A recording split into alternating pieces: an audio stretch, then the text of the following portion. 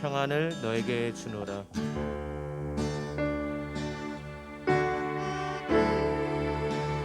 너에게 주노라. 세상이 줄 수 없네. 세상이 알 수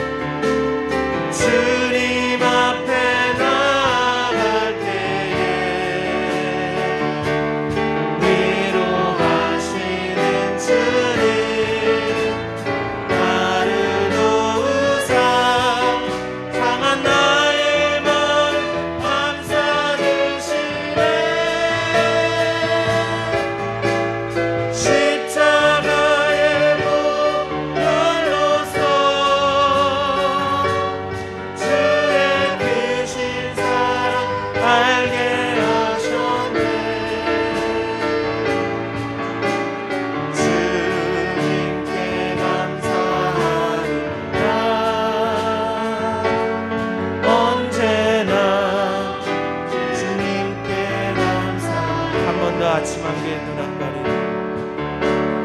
아침 안개 눈앞가리는 나의 약한 믿음 의심 쌓일 때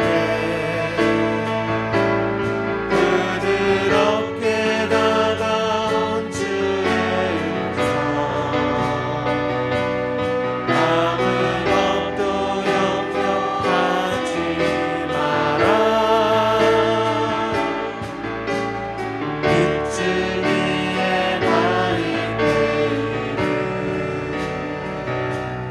나의 작은 소망 사라져갈 때 고요하게 들리는 주의 음성 내가 너를 사랑하노라 외로움과 방황 속에서 주님 앞에 나갈 때에 위로하시는 주님 나를 도우사 상한 나의 맘 감싸주시네 십자가의 보혈로서 주의 크신 사랑 알게 하셨네 주님께 감사합니다 언제나 주님께 감사합니다 언제나 주님께 감사해 언제나 주님께 감사해 주님 말씀하신 대로 나아가는 성도님들 되시기를 축복합니다. 주님 말씀하시며 주님 말씀하시며 내가 나가리라 주님 뜻이 아니면 내가 멈춰서리라 나의 가고 서는 곳 주님 뜻에 있으리 오 주님 나를 이끄소서 주님 말씀하시며 주님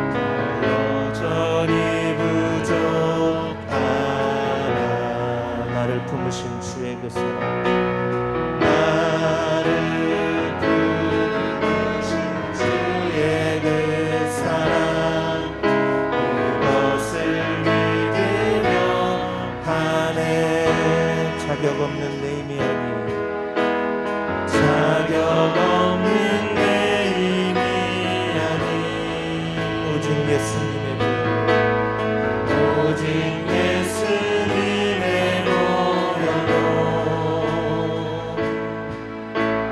자격 없는 내 일이라니 오직 예수님의 보혈로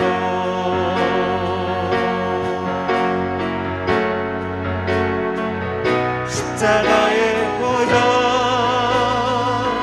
완전하신 사랑 힘입어 나갑니다.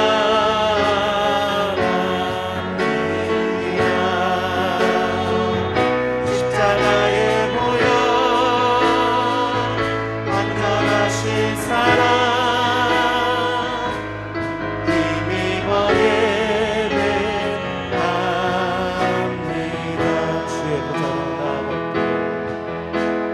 주의 보좌로 나아갈 때에 어떻게 나가야 할까?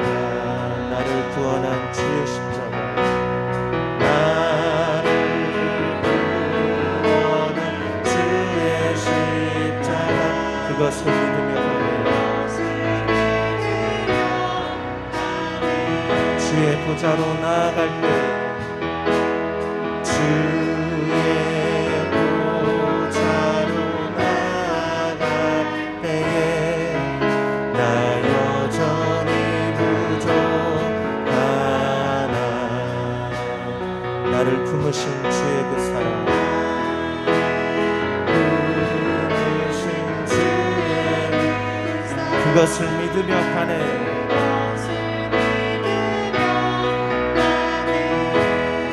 자격 없는 내 힘이 아니 자격 없는 내 힘이 아니 오직 예수님의 보혈로 자격 없는 내 힘이 아니 오직 예수님의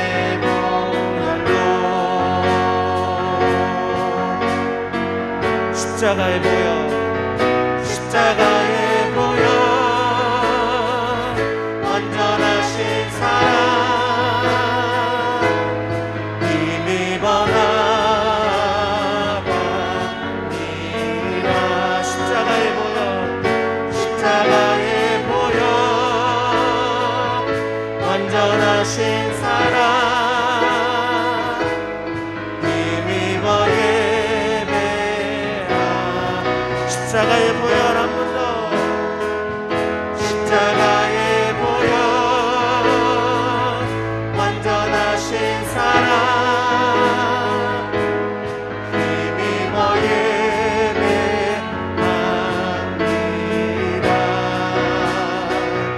십자가의 보혈 완전하신 사랑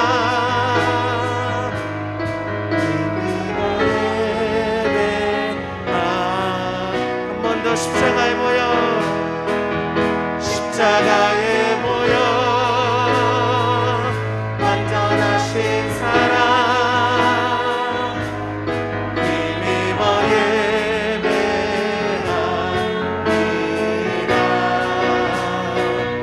십자가의 보혈 완전하신 사랑 힘입어 같이 두 손 들고 십자가의 보혈 십자가의 보혈 완전하신 사랑 힘입어 예배합니다.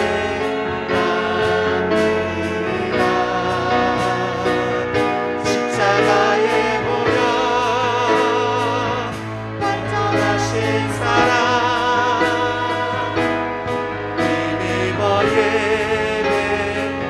같이 큰 목소리로 한 번 더 십자가의 보혈 십자가의 보혈 완전하신 사랑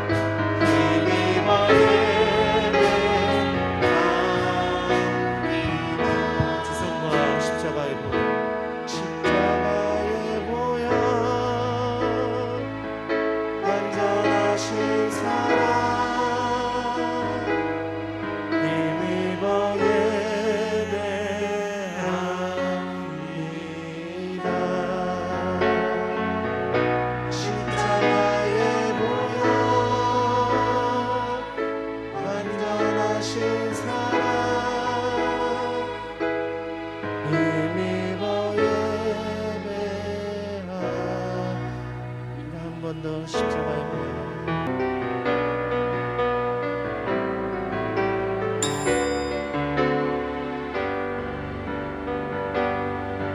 나 표현 못해도 나 표현하리라 나 고백 못해도 나 고백하리라 나 알 수 없어도 나 알아가리라 나 닮지 못해도 나 닮아가리라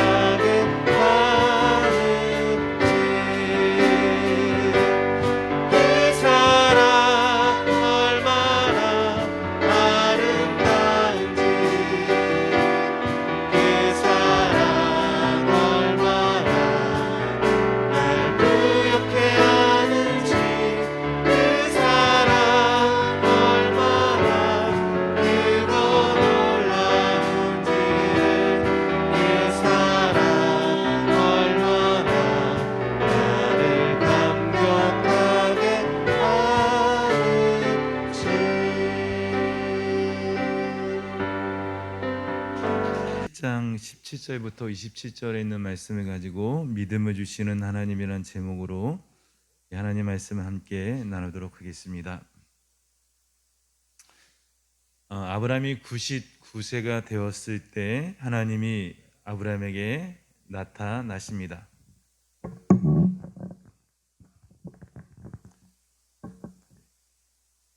그때가 되기까지 13년 동안 창세기 15장에서 하나님이 아브라함과 언약을 맺으신 이후에 13년 동안 이 아브라함의 믿음은 좌절과 절망, 체험을 경험하며 그 삶 속에 마치 하나님이 계시지 않는 것처럼 하나님을 잃어버린 시간들이었습니다. 그러나 하나님은 아브라함을 잊지 않으시고 찾아오셔서 이렇게 아브라함을 그 영혼을 깨우십니다. 나는 전능한 하나님이라. 너는 내 앞에서 행하여 완전하라. 내가 나의 언약을 나와 너 사이에 세워 너를 심히 번성하게 할 것이라. 여러분, 하나님은 잠자고 있는 여러분의 믿음을 일깨우기를 원하십니다. 여러분들이 신앙과 믿음을 포기할지라도 하나님은 여러분을 포기하지 않으시고 여러분은 변하실지라도 하나님은 결코 변함이 없이 여러분들을 붙들고 계십니다. 아브라함이 갈대아 우르를 떠난 지 24년이 지났습니다. 이제 실로 긴 시간입니다. 저와 저희 아내가 보니까 거의 그 정도 결혼해서 산 것 같아요. 예, 너무너무 긴 시간이죠. 하나님께서는 이때 그의 이름을 바꾸어 주셨습니다. 아브람이라고 하는 뜻은 존귀한 아버지입니다. 사레라는 이름의 뜻은 왕녀, 여왕 이런 이름의 뜻을 가지고 있습니다. 그러니까 이름이 바뀌기 전에 아브람과 사레는 세상적으로는 굉장히 존귀한 이름, 사람들이 부러워하는 이름, 그런 이름을 가지고 있었습니다. 근데 하나님이 이 17장에서 그 이름을 바꾸어 주시는데 아브람을 아브라함으로, 그래서 열국의 아버지라는 이름으로 바꾸어 주십니다. 사레, 이 왕녀, 여왕이라는 그 이름을 사라, 그래서 열국의 어미라는 이름으로 바꾸어 주십니다. 이 아브라함의 계명은 한 개인에서 언약 백성의 조상으로 그가 바꾸어져 가고 있음을 상징적으로 보여주고 있습니다. 여러분, 저는 이 성경을 읽으면서 하나님이 참 열일하신다, 그런 생각을 지울 수가 없습니다. 아브라함이라고 하는 그 이방 땅에서 믿음이 없는 그 한 사람을 부르셔서 그가 하나님 말씀에 순종하여 갈대아 우르를 떠나서 가나안 땅으로 나아가는 것이 참 대단하지만, 이 아브라함의 삶의 여정들을 보면 그가 결코 하나님을 온전히 믿고 신뢰하지 못하였고 그 삶에 여러 풍파들이 있었음을 보게 됩니다. 고비고비가 있었습니다. 그런데 하나님은 그 순간순간마다 이 아브라함을 붙들고 계셔요. 그리고 그 아브라함에게 하나님이 믿음을 주시고 은혜를 주시고 그를 깨닫게 하셔서 어떻게든지 하나님이 계획하시고 하나님이 이끌어 가시는 길로 계속해서 그 삶 속에 찾아오셔서 그를 만나 주시고 그를 깨닫게 하시고 그에게 다시 그 언약을 상기시키시며 그가 다른 길로 가지 않고 하나님의 약속이 이루어지도록 하나님이 계속해서 아브라함의 삶 가운데 일하시는 것을 보게 됩니다. 하나님은 지금도 저와 여러분들을 향한 그 계획을 이루시기까지 열일하시는 분이 바로 하나님이십니다. 오늘 그 사실을 믿으시기를 간절히 원합니다. 여러분, 그래서 하나님이 내가 너로 큰 많은 자손을 주겠다, 너로 열국의 아버지가 되게 하겠다, 너로 큰 민족을 이루게 하겠다, 나 이 땅을 너에게 주겠다, 너는 복이 될 것이다, 이런 약속들을 지키기 위해서 하나님이 얼마나 신실하게 또 얼마나 많은 일들을 행하고 있는지를 성경을 통해서 여러분 보면 이 아브라함에게 지금 나타나는 것이 5번째 나타나신 거예요.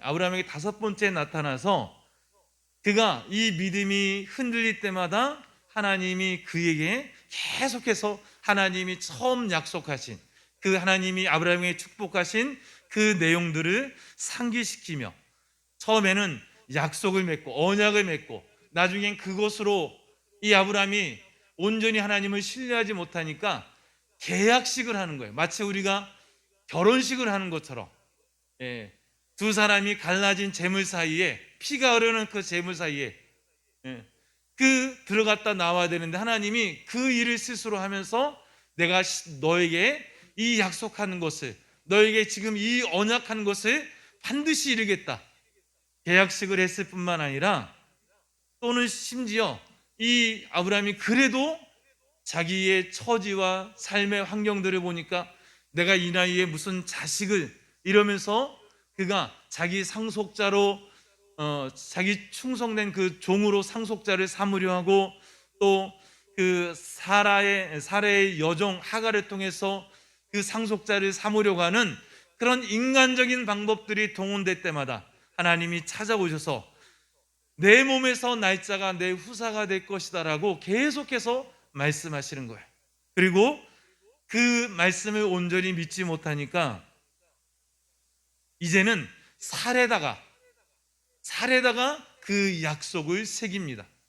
그래서 우리가 할례를 행할 때, 할례라는 것은 언약의 표징이라고 말씀드렸어요. 그 언약에 우리가 나와 하나님이 언약을 그 약속했다, 그 언약을 여기에다 새긴다, 그런 표징으로 이 할례를 행하는 것입니다. 그래도 이 아브라함과 사레가 믿지 못하니까 그 이름을 바꾸어 주셨어요. 네. 아브라함을 아브라함으로, 사레를 사라로, 그래서 열국의 아비와 어미로 바꾸어 주셨습니다. 사람들이 이제 이렇게 부릅니다. 아브라함 그러면 아브라함은 무슨 뜻이냐면 열국의 아비예요. 사람들이 나에게 이렇게 부르는 거예요. 야, 열국의 아비야, 야, 열국의 어미야. 그 이름을 들을 때마다 하나님의 약속을 여러분 생각나지 않겠어요? 그러니까 여러분, 아브라함이 믿음이 좁아서 믿음의 조상이 된 것이 아니라 하나님이 그를 택하여서 믿음의 조상으로 삼으려고 하셨고, 그리고 하나님이 신실하게 그 구원에 그리고 그의 그 성화를 이루어 가셨기 때문에 그가 아브라함이 된 것이지 그에게 어떤 능력이나 공로가 있어서가 아닙니다. 아브라함은 오히려 이런 사람입니다. 17절에 보시면 아브라함이 엎드려 웃으며 심중에 이르되 100세 된 사람이 어찌 자식을 낳을까? 사라는 90세니 어찌 생산하리요? 여러분, 사람은 누구든지 속으로 생각할 수 있습니다. 어린아이들은 속에 있는 생각을 그대로 표현합니다. 그러나 어른들은 비록 내가 속에 생각하는 것이 있다 할지라도 그것을 겉으로 잘 드러내지 않습니다. 여러분, 속으로 말하는 것이 진실한 것입니다. 아브라함은 엎드려서 속으로 이런 말을 하고 있었습니다. 아니, 지금 내 나이가 100세인데 어떻게 자식을 낳으며 내 부인 사라도 나이가 90세인데 어떻게 그 몸을 가지고 생산을 한다는 말인가? 하나님께로부터 끊임없이 내 부인 사라에게서 약속의 자녀가 태어나리라고 계속해서 하나님으로부터 그 약속을 들었습니다. 그럼에도 불구하고 아브라함은 하나님의 말씀을 들으면서도 속으로는 하나님이 말도 안 되는 이야기를 한다, 하나님이 누가 봐도 웃을 이야기를 하고 계시다, 이렇게 생각했습니다. 여러분, 그렇습니다.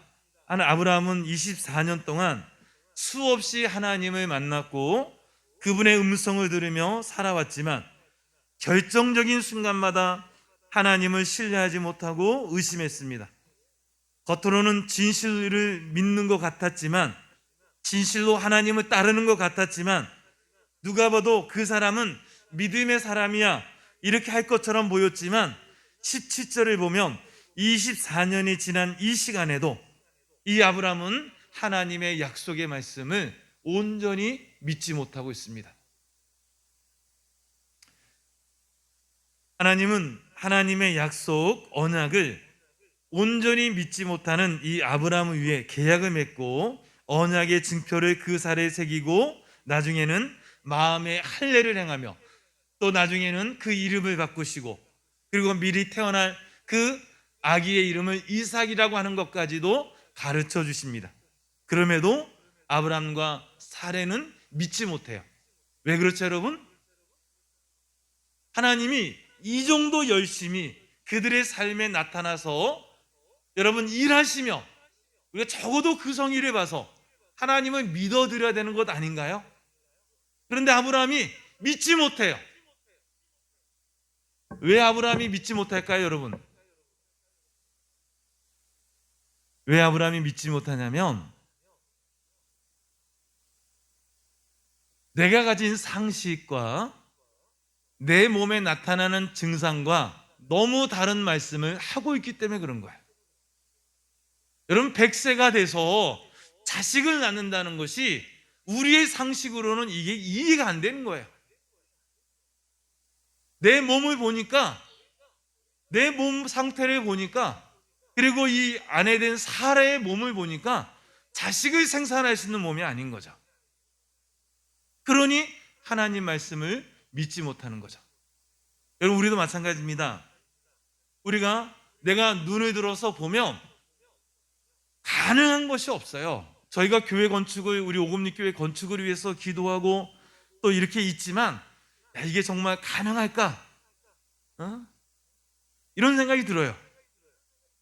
지금 교회에 남아 계신 분들은 몇 분 되지 않고, 그렇다고 해서 우리가 다른 무슨 유력한 분처럼 막 사업을 하시거나 돈이 많으신 분 것도 아니고, 어떻게 일이 될까 걱정도 되고 근심도 되고, 의심이 쌓이는 것이 당연합니다. 그런데 제가 믿는 것은 하나님이 하시면 할 수 있다는 거예요. 그 하나님이 아브라함에게 뭐라고 말씀하셨죠? 나는 에이 샤다이, 전능한 하나님이다. 내가 능치 못함이 없다. 나에게 불가능한 것이 없다라고 말씀하였습니다. 여러분, 그래서 우리는 내 몸의 상태나 내 주어진 환경을 바라보고 낙심하고 절망하기보다 하나님의 약속을 여러분 그대로 믿고 따르는 저와 여러분들이 되어지기를 원합니다. 우리는 아브라함의 모습을 통해서 그의 믿음이 가짜였다고 하는 것을 보게 됩니다. 교회에 오래 다니시는 분들, 또 교회에서 목사님이나 장로님처럼 높은 직분을 받으신 분들, 그럼에도 불구하고 저는 그분들의 믿음이 가짜일 수 있다는 사실을 늘 생각합니다. 왜냐하면 저도 그러니까. 제가 목사이지만 여러분, 제가 늘 하나님 말씀을 전적으로 신뢰하고, 그리고 그 말씀은 늘 하나님 내가 믿음으로 받아들일 것 같지만 여러분, 그러지 못할 때가 많이 있습니다. 그래서 내가 하나님 말씀을 온전히 순종하고 그 말씀을 신뢰할 수 있도록 계속해서 몸부림칠 뿐이지, 매 순간순간마다 그 말씀이 다 믿어지는 게 아니라는 거예요. 우리의 신앙이 하나님 앞에 하나님과 가까이 하며 또 하나님의 말씀과 하나님의 은혜 가운데 살아가면 하나님이 어떤 환경 속에서도 우리의 마음을 평안해 주고 주시는 그 약속의 말씀들이 믿어지지만, 어떤 때는 그것이 나와 상관없고 이루어지지 않을 것 같은 그런 불신앙과 불순종의 모습도 우리 가운데 있습니다. 많은 사람들이 이런 잘못된 가짜의 믿음을 진짜처럼 착각하며 살아갈 수 있습니다. 아브라함의 믿음은 하나님이 주시는 말씀을 믿는 믿음이 아니라 극히 인간적이고 세속적인 믿음이었다는 사실이 이 17절 말씀에 드러나고 있습니다. 참된 믿음은 결코 인간적인 생각이나 환경에 의해서 만들어지지 않습니다. 진정한 믿음은 인간이 만든 것이 아닙니다. 인간의 지식이나 경험에 의해서 얻어진 것도 아닙니다. 그러나 많은 사람들은 믿음을 그렇게 이해하고 있습니다. 나이가 들면 성숙해지지만 성숙해진다고 믿음이 생기는 것이 아닙니다. 신앙생활을 오래 하면 우리가 하나님에 대해서 많이 알고, 그리고 모든 것이 익숙해집니다. 그렇지만 그렇다고 해서 믿음이 생기는 것도 아니에요. 여러분, 우리가 하나님을 믿는다는 것은 하나님이 우리에게 주시는 독특한 은혜임을 믿으시기를 간절히 축원합니다. 하나님께서는 아브라함에게 인간적인 성숙함과 경험에서 나오는 그 믿음을 원하셨던 것이 아닙니다. 오히려 그러한 믿음이 다 무너지기를 기다리셨습니다. 그 시간이 24년이었어요. 사람들은 끊임없이 자기를 신뢰합니다. 자기 생각과 자기의 스타일로 하나님을 따르고 믿습니다. 그러나 하나님은 그런 것들이 우리에게서 사라지기를 원하십니다. 히브리서 12장 6절 말씀, 여러분 잘 아시는 말씀인데, 믿음이 없이는 기쁘시게 못하나니 하나님께 나아가는 자는 반드시 그가 계신 것과 또한 그가 자기를 찾는 자들에게 상 주시는 이심을 믿어야 할지니라, 이렇게 말씀하고 있습니다.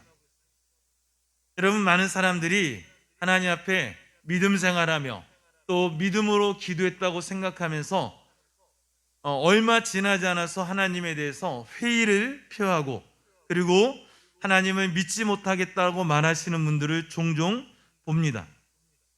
왜냐하면 그분들의 믿음은 그것이 하나님으로부터 온 것이 아니라 자신의 신념을 가지고 믿는 것입니다. 여러분, 우리는 내가 이해할 수 있는 믿음, 내가 경험할 수 있는 믿음, 내가 생각할 수 있는 믿음, 여러분, 그것을 붙잡고 하나님께 나아갑니다. 나는 믿음이 있습니다. 나는 하나님께 여태까지 믿음으로 이렇게 행했습니다 라고 말합니다. 그러나 그것은 아무런 기적도 일으킬 수 없습니다. 왜냐하면 그것은 인간적인 믿음이기 때문에 그렇습니다. 여러분, 아브라함은 이런 인간적인 믿음을 24년간이나 가지고 있었습니다. 마지막 순간까지도 자기의 믿음을 포기하지 않았습니다. 오늘 아브라함이 가지고 있는 믿음은 어떤 것이냐면, 나는 100세가 되었기 때문에 자식을 낳지 못해. 이게 아브라함의 믿음이에요. 사라가 가진 믿음은 뭐냐면, 나는 이미 90세가 되었고 경수가 끊어지고 자녀를 생산할 수 없으니까 나에게서는 자식을 낳을 수 없어. 이게 사라의 믿음이에요. 그래서 하나님이 거듭거듭 그들에게 찾아오셔서 약속하시고 언약하시고 증표를 보여주시고 그들과 계속 언약을 재갱신하지만 그럼에도 불구하고 그들은 믿지 못합니다. 대부분의 사람들은 적극적인 사고방식, 긍정적인 사고방식을 믿음이라고 말합니다. 맞습니까? 그러나 그것은 믿음의 한 모습일 수는 있지만 믿음 자체는 아닙니다. 어떤 사람들은 경험이나 지식을 통해 얻어진 확신을 믿음처럼 갖고 계신 분도 있습니다. 늘 이렇게 말합니다. 내가 해봐서 알아. 그러니까 교회는 성장하려면 이렇게 해야 돼, 전도는 이렇게 해야 돼 라고 말합니다. 맞을 수도 있지만 여러분, 전부 다 그런 게 아니에요. 제가 이게 생각하는 건, 부흥한 교회에 이렇게 가서 보면 이분들이 이제 목회자 세미나나 부흥 세미나를 하면 항상 하시는 말씀이 이런 겁니다. 어떻게 교회가 부흥하게 되었습니까? 어떻게 지금처럼 이렇게 큰 교회가 되었습니까? 라고 물으면 뭐라고 그러시냐면, 우리 교회는 제자 훈련을 해서 그렇습니다. 우리는 이 셀 훈련을 하고 그래서 이 교회가 뭐 이런 이유 때문에 성장했습니다. 목사님이 너무 훌륭하시고 말씀도 잘하시고 그리고 너무 좋으신 분이라 이 교회가 성장했습니다. 여러 가지 이유로 되지만 사실은 여러분 다 틀렸어요. 뭐가 정답이냐면 하나님이 그렇게 하신 거예요. 우리 사람에게서 어떤 이유를 우리는 찾을 수 없습니다. 그냥 하나님이 그렇게 하신 거예요. 여의도 순복음교회가 세계 최고의 교회가 될 수 있었던 것은 조용희 목사님의 뛰어난 영성과, 저는 그거는 반밖에 안 맞았다고 생각해요. 하나님의 은혜죠. 비록 천막교회로 시작했지만 하나님께서 그 시대에 이 조용희 목사님을 사용하신 거예요. 여러분, 사랑의 교회 옥하는 목사님 같은 분도 마찬가지입니다. 개인적으로 너무 훌륭하시죠. 그러나 그분들이 그렇게 큰 교회를 이루시고 하나님 앞에 쓰임받은 것은 하나님의 은혜예요. 여러분, 그렇게 크게 성장하지 못했지만, 사람들의 주목을 받지 못하지만 그분들보다 더 훌륭하신 목사님들도 많았어요.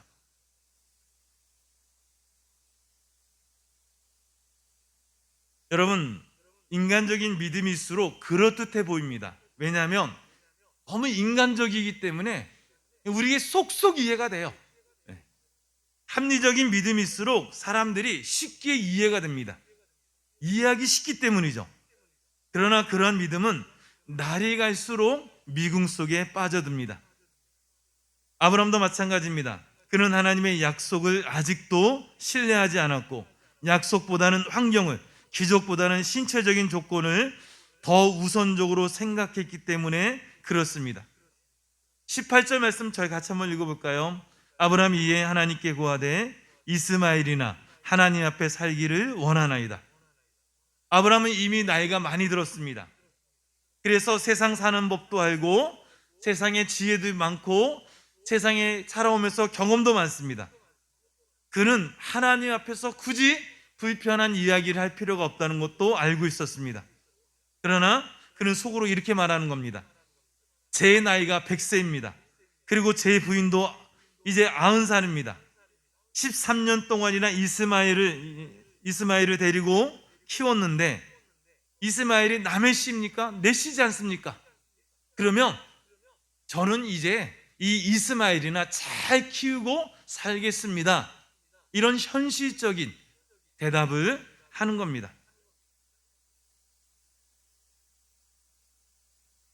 인간적인 믿음을 가지고 오히려 아브라함이 하나님을 설득하고 하나님을 조종하려고 하고 있습니다. 19절 말씀을 읽어보시면 하나님이 가라사대 아니라 내 아내 사레가 정녕 내게 아들을 낳으리니 너는 그 이름을 이삭이라 하라. 내가 그와 내 언약을 세우리니 그의 후손에게 영원한 언약이 되리라. 하나님은 아브라함의 생각과 달랐습니다. 아브라함의 그럴듯하고 인간적인 생각에 아니다 라고 말씀하십니다.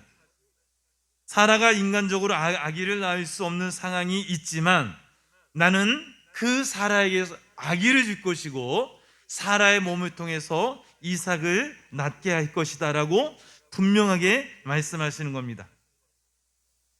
여러분, 여기서 우리는 한 가지 사실을 배우는 것은 이스마엘이 잘못해서 하나님이 이삭을 보내주는 것이 아니라는 겁니다. 사실은 하나님은 이스마엘이 태어나기 전부터 이삭을 약속하셨기 때문에 그 언약의 씨가 바로 이삭이기 때문에 하나님이 그 이삭을 주시고 그를 선택하십니다. 하나님께서는 사라에게서 태어날 아이가 여자가 아니라 아들이라는 것을 말씀하시고 친히 그 이름을 이삭이라고 지어주셨습니다.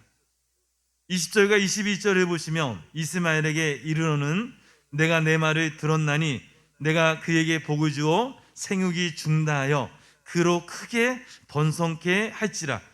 그가 12방백을 낳으리니 내가 그로 큰 나라가 되게 하려니와 내 언약은 내가 명년 이 기한에 사라가 내게 낳을 이삭과 세우리라.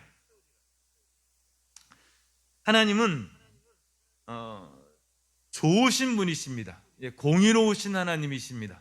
그분은 선하시고 인자하신 분이십니다. 그럼에도 불구하고 많은 사람들이 하나님에 대해서 편협하다, 너무 무섭다, 너무 어렵다, 이런 오해와 편견을 가지고 있습니다. 이 20절의 축복은 이삭에게 준 축복과 다르지 않습니다. 하나님이 이삭을 축복하시듯이 비록 약속의 자녀는 아니지만 그 여종 하갈을 통해서 태어난 아들이지만 이스마엘에게 하나님 똑같이 축복하시고 그리고 그에게 은혜를 주시는 하나님의 모습을 본문을 통해서 볼 수가 있습니다. 하나님은 나와 다른 편의 사람도 사랑하십니다. 제가 올 대통령 선거를 보면서 그 전에 선거에서 내가 보지 못한 게 한 가지가 있었어요. 그게 뭐냐면 모든 국민을 아우르는 윤석열 이러면서 자나 우나 다 품고 하나가 되게 하겠다. 이재명 후보도 마찬가지고요. 동일한 슬로건을 제시하는 걸 보면서 아멘, 꼭 그랬으면 좋겠습니다. 그 생각을 제 마음속에 간절한 여망으로 가지고 있습니다. 어느 사람이 대통령이 되든 나를 뽑아준 그 반의 사람들만을 보고 정치를 하는 것이 아니라 나를 반대했던 나머지 사람들까지도 다 같은 대한민국 국민이니까 그들을 품고 정치를 할 수 있는 그런 대통령이 되면 정말 성공적인 대통령이 되겠다. 그 공약처럼 그 외침과 같은 그런 일이 일어나기를 소망합니다. 근데 하나님은 이미 그런 하나님이라는 거예요. 세상 사람들은 하나님을 어떻게 이해하냐면 믿는 자들만의 하나님이라고 이해하고 있습니다. 여러분, 그렇지 않습니다. 하나님은 믿는 자들의 하나님일 뿐만 아니라 믿지 않는 사람까지도 사랑하시는, 그래서 우리를 하나님을 이스라엘의 하나님이라고도 말하지만 열방의 하나님, 하나님의 꿈과 비전은 무엇이냐면 하나님의 그 구원이, 하나님의 그 생명이 우리에게 넘쳐서 우리를 통해서 믿지 않는 사람들에게, 다른 이방 민족들에게 계속해서 흘러가서 모든 나라와 족속들의 하나님의 복음의 물결이 가득 채워지는 것을 하나님 원하세요. 그게 하나님의 사랑이십니다. 여러분, 우리가 원하는 것은 분열이지만 하나님 원하시는 것은 연합입니다. 하나님은 이 땅에 있는 모든 사람이 구원받기를 원하십니다.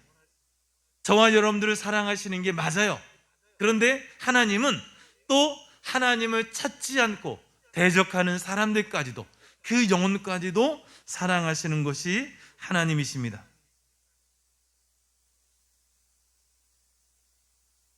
(22절을) 보면 이삭이 태어나는 날짜까지 예언하십니다. 내년 이맘때 출산할 것이므로 지금부터 약 2개월에 임신할 것이며 10달 후 이 세상에 태어날 것이라고 말씀하고 있습니다.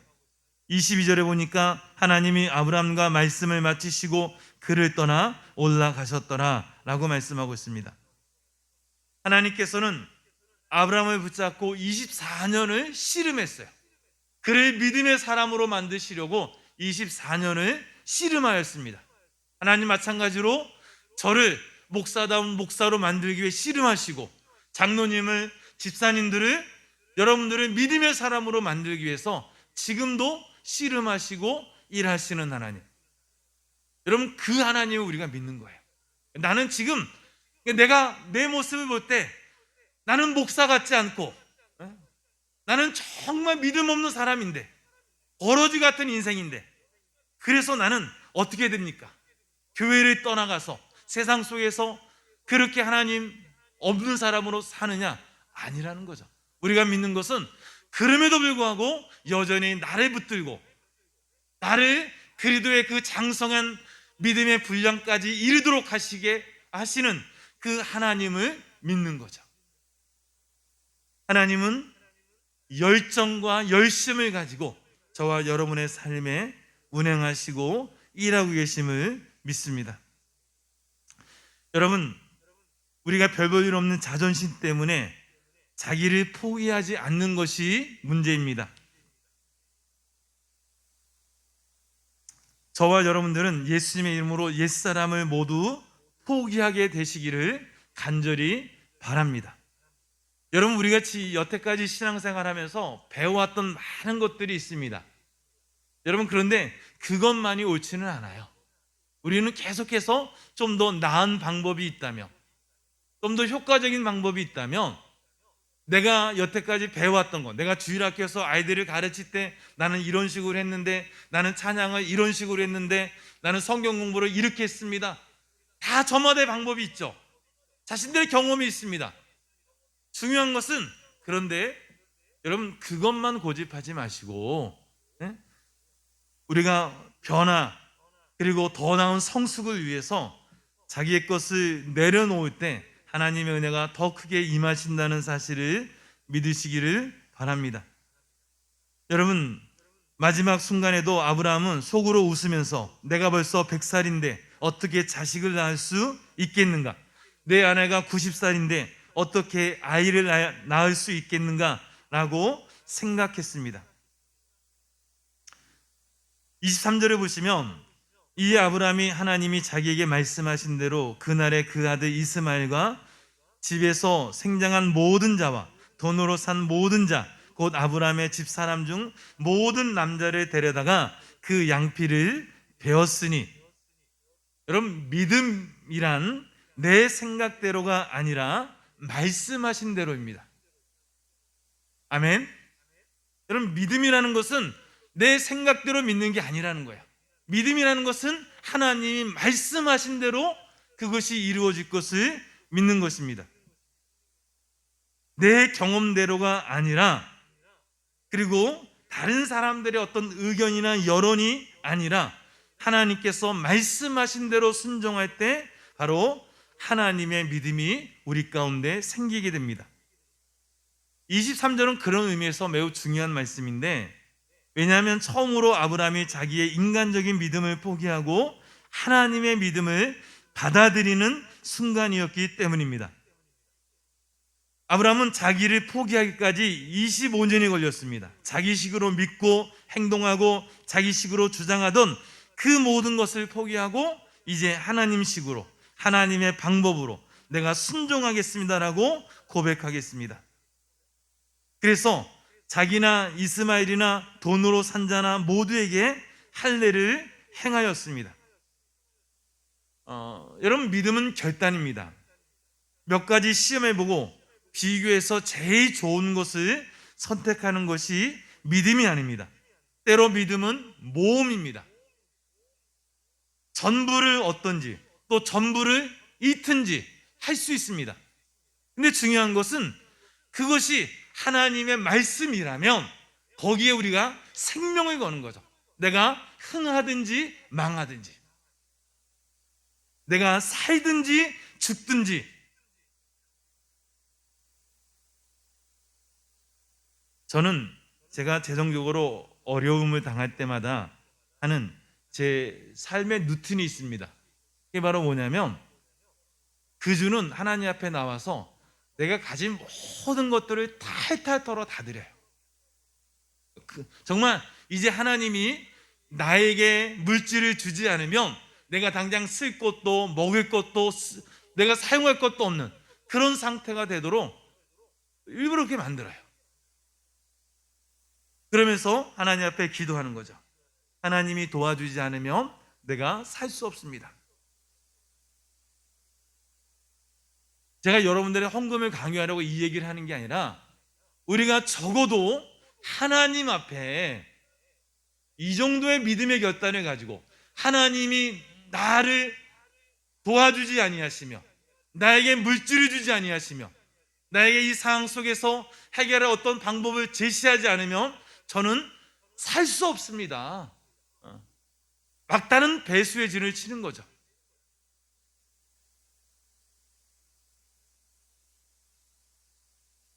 저는 오늘 여러분의 마음속에서도 지금까지 있었던 인간적인 믿음과 결별하고 하나님이 주시는 새 믿음 가지고 사시기를 원합니다.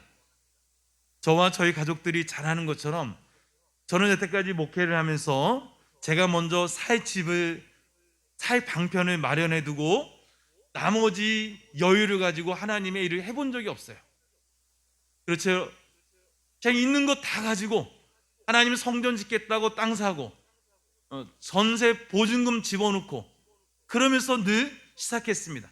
그러면서 그 한편에다가 방을 꾸미고 그냥 더부살이 하는 거야.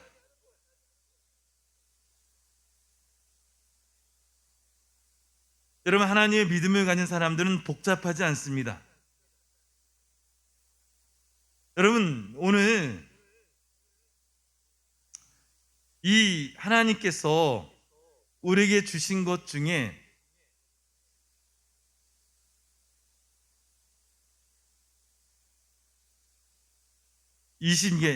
그 하나님의 그 말씀을 믿음으로 여러분들이 취하는 저와 여러분들이 되어줬으면 좋겠습니다.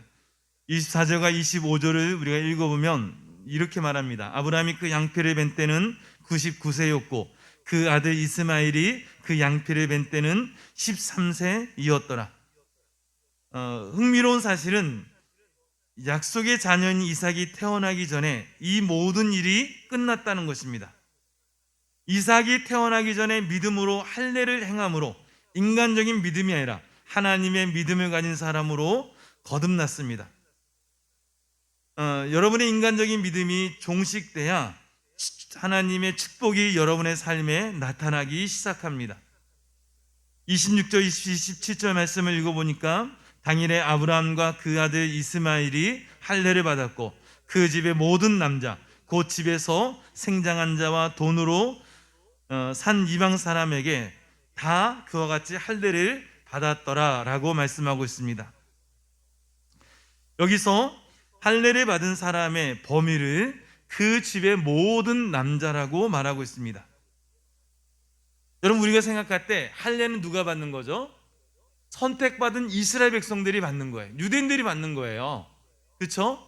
그래서 그들은 할례를 행함으로써 내가 하나님의 언약의 백성이다 라고 하는 것을 자기 몸의 증표로 가지고 있는 겁니다.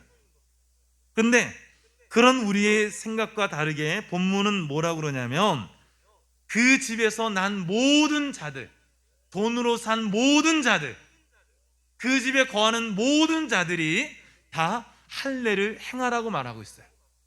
그 안에는 이방인도 있었고 종도 있었습니다. 여러분, 하나님의 구원은 그래서 이 아브라함의 때부터 시작해서 한 번도 그것이 어떤 특정한 사람에게 주어진 적이 없어요. 여러분, 성경에 보면 이런 말씀이 있잖아요. 누구든지 주의 이름을 부르는 자는 구원을 얻으리라. 그 말씀이 하나님의 마음이고 하나님의 계획이고 하나님의 뜻입니다. 아브라함을 통해서 이스라엘이 하나님의 선택을 받은 이 선민이 된 이유는 그들이 특별한 믿음이나 공로가 있어서가 아니라 그들을 통해서 하나님은 다른 민족을 구원하기 위해서 그들을 제사장으로 부르셨어요. 그런데 이 유대인들, 이스라엘 백성들은 하나님의 그런 사명을 잃어버리고 그들은 늘 무엇을 생각했냐면 내가 하나님 백성이다, 내가 하나님의 선민이다, 우리는 하나님 율법을 지키며 살아간다, 우리 몸에 하나님 언약의 흔적을 가지고 있다. 그런데 그렇지 못한 이방인들, 신분이 천한 자들, 장사하는 사람들, 이런 사람들 보면 그들과 상종도 하지 않는 거예요. 우리는 거룩한 사람인데 너희들과 상종할 수 없어. 하나님의 할례의 정신을 그들이 외면하고 있는 겁니다. 이스라엘은 자신의 사명을 망각하고 이방인들을 차별하고 구분하여 복음을 전하지 않았습니다. 하나님의 말씀과 은혜를 사유하였습니다. 결국 그들은 고인물처럼 썩어져 갔습니다. 여러분, 우리도 마찬가지입니다. 우리가 하나님 앞에 구원받은 것은 다른 사람을 정죄하라고 우리가 구원받은 게 아니에요. 우리가 특별한 어떤 공로가 있어서도 아닙니다. 하나님은 저와 여러분들을 구원하셔서 여러분들의 가정에, 여러분 주변에 있는 사람들에게 복음을 전해서 그들을 구원하기 위해서 먼저 우리를 택하신 것입니다. 이제 아브라함은 손에 쥐고 있는 것을 내려놓고 하나님이 말씀하신 대로 할례를 행하였습니다.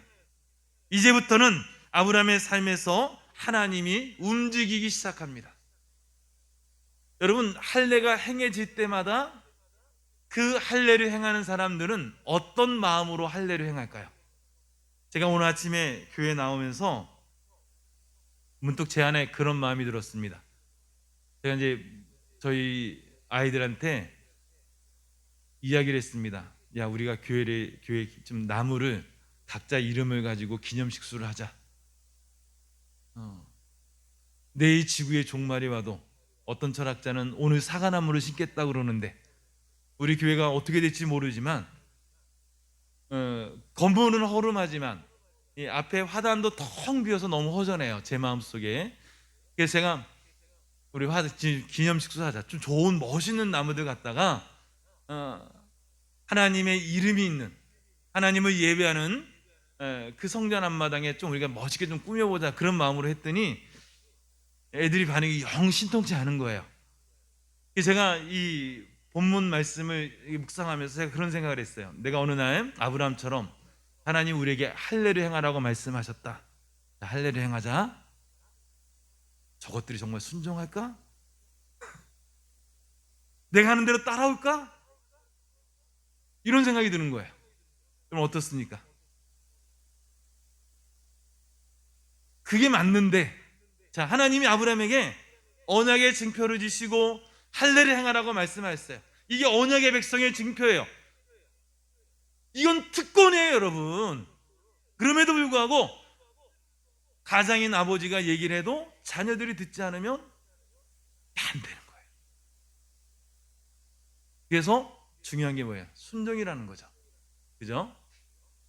마찬가지입니다. 할례를 행할 때, 할례는 어떤 것이냐면, 할례를 행하면 이 장정들이, 남자들이 일주일 동안 꼼짝을 못해요. 그 사이에 적들이 쳐들어오거나 도적이 들어오거나 자기의 생명을 위협하는 사람이 와서 그 어떤 해코지를 해도 거기에 대항할 수가 없어요. 할례를 행한다는 것은 내가 하나님을 전적으로 신뢰한다는 거예요. 내 몸이 움직이지 못하고 내가 싸울 수 없지만 하나님이 우리를 지켜준다는 거죠. 그 하나님에 대한 전적인 신뢰, 그게 없으면 할례를 행할 수가 없어요. 그래서 여러분 창세기 보면 나중에 세겜 사람들에게 그 할례를 행하라고 하고 그들을 도륙한 사건이 있었습니다. 하나님에 대한 전적인 신뢰와 믿음, 그 믿음을 가지고 저와 여러분들이 살아가야 되는 거예요. 아브라함이 그 가정에서 태어난 모든 자들이 할례를 행했다는 것은 하나님을 전적으로 신뢰하고 믿었다는 거예요. 그러자 하나님이 약속하신 약속의 자녀 이삭이 그 가정에서 태어납니다.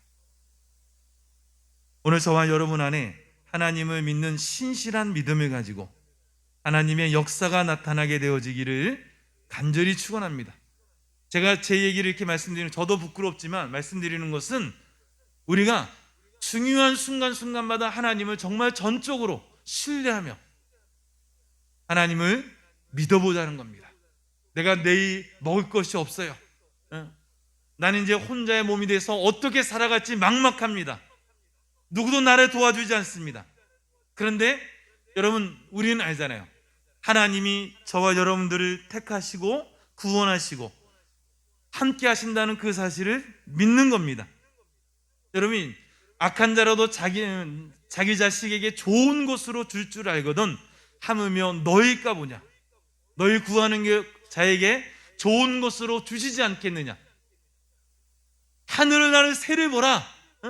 주께서 말씀하셨어요. 여러분, 염려하고 근심하는 것은 하나님을 믿지 않는다는 것입니다.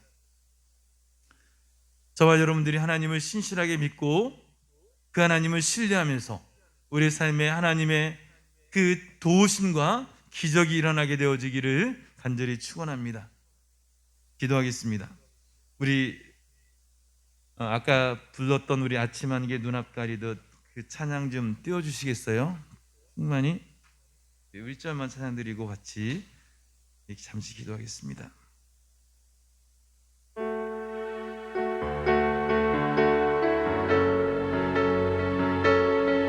우리의 믿음이 아침 안개 같을 때가 많이 있습니다. 우리 같이 노래합니다. 아침 안개 눈앞 가리는 나의 약한 믿음 의심 쌓일 때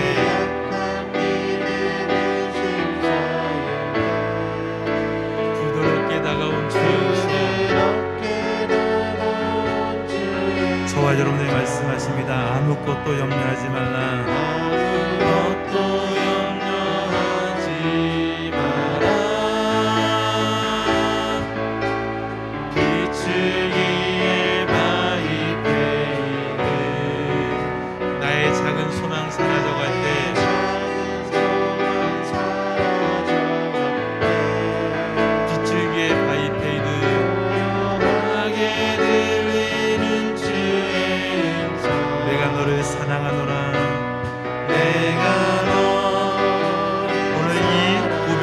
여러분들의 믿음이 되어지기를 원합니다.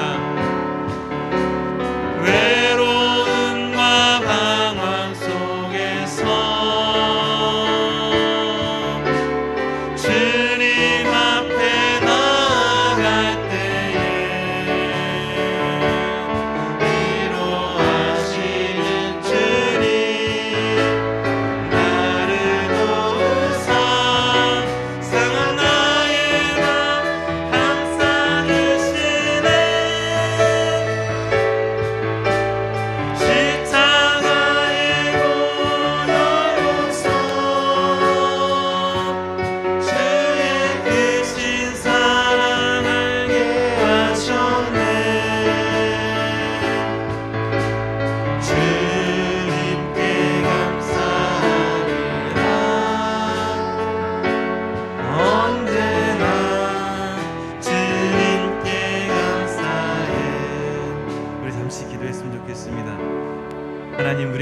주시기를 원합니다. 하나님 말씀을 믿지 못하는 우리의 마음속에 믿음을 주셔서 아침 안개가 가득 찬 그런 환경처럼 우리 앞에 보이지 않아도 우리 하나님을 믿는 믿음으로 이 모든 어려움들을 이기며 주님을 신실하게 따르며 그 약속이 이루어질 수 있도록 우리에게 믿음을 주시옵소서.